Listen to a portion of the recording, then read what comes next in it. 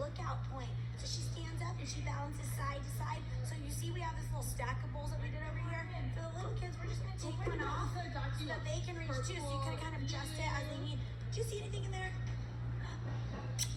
Ha ha. So she's just balancing side to side. If you're looking for a challenge, then she can go ahead and push up the front support, but I recommend turning over the rocker so that they have some stability when they push back off the box. Good job, Ricky. With our 2-year-olds, we're just gonna work a little bit of dexterity with our hands and our fingers. She's gonna take one out and she's gonna tell me what color is that duck food? Red. It's red, and she's gonna feed it down there to the duckies. There she goes. And if you feel like you can do it, try to help them use their opposite hand so they alternate hands when they're doing it. But again, for our 2-year-olds, we're just working on staying on task on a station, and they're feeding it down, and they get the reward of feeding those ducks at the end. You wanna put it in there? Good job, Ricky. So she's just gonna feed the ducks until all of her duck food is all gone. All this good duck food, right? All right, baby, let's move on. Okay, so normally we've been using this swing to help with our no littering sign, but with our 2-year-olds, it's a lot going on. So if you want, you can put the bin there and feed them scarves and throw, but if you're really worried about your class structure, just take this down to a regular swing as a side station and just kind of eliminate that educational theme of this station. But she's just swinging, and every time you kind of pass by to help someone out, you kind of give them a little push, you move on, you help, you move on, you push. This is just like a supplementary station to keep everyone busy and moving. Good job, Ricky. Our 2-piece, we're gonna have them go in the bike lane on their little cart.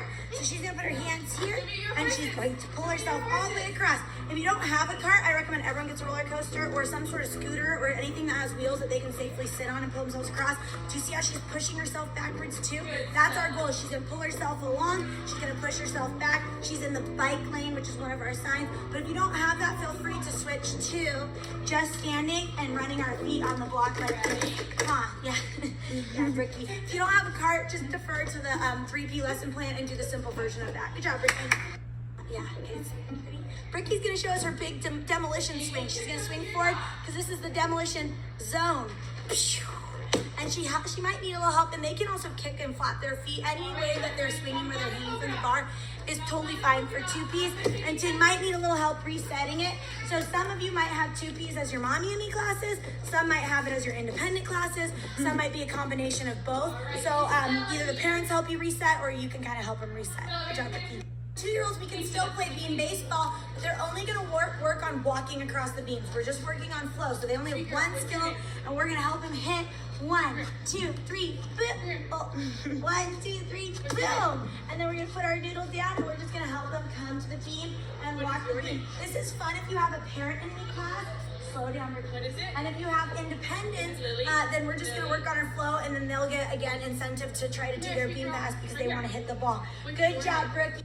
All right, Lyra is going through our obstacle course. She's recognizing the signs and the animals on the signs. She's going to be a penguin first. And she walks up the stairs. You see, for the 2-year-olds, we changed the staircase up so the gap is not so wide. And then she's going to slide down on her tummy.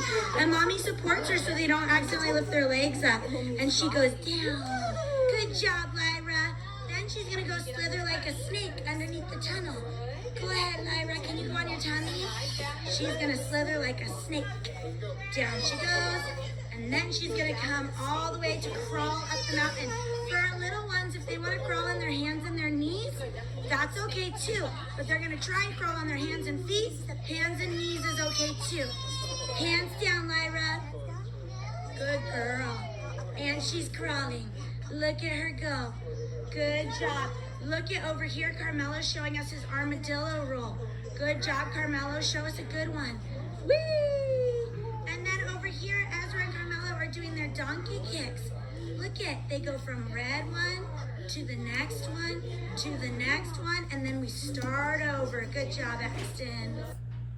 The real gift can't be wrapped with a bow. The real gift moves like this, sounds like this. Brooklyn's gonna show us all of our circuit where we use our signs. So this is her one-way street. She donkey kicks. Then she's gonna walk up to where it's slippery. It's slippery on the blue part, right, Harper? So we lay down, and oh no, she slipped and she fell and she log rolls. Oh no, Ricky slipped and she fell and she log rolls. And then she's gonna head to the tunnel because there's gonna be a tunnel crossing. She goes under the tunnel. And then she's gonna step over my speed bump, and we're gonna end with a freeze stop sign. She steps